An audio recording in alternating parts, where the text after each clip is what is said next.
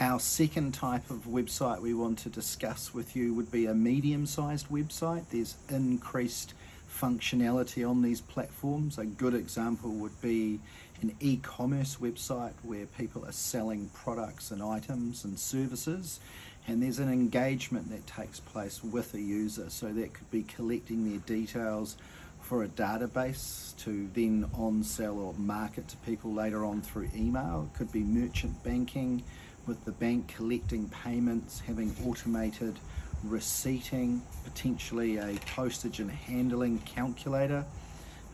These are the types of add-ons, chat boxes, all these things are a little bit more involved than a brochure website. They take a bit longer to build, they cost a bit more, and yeah, that's it.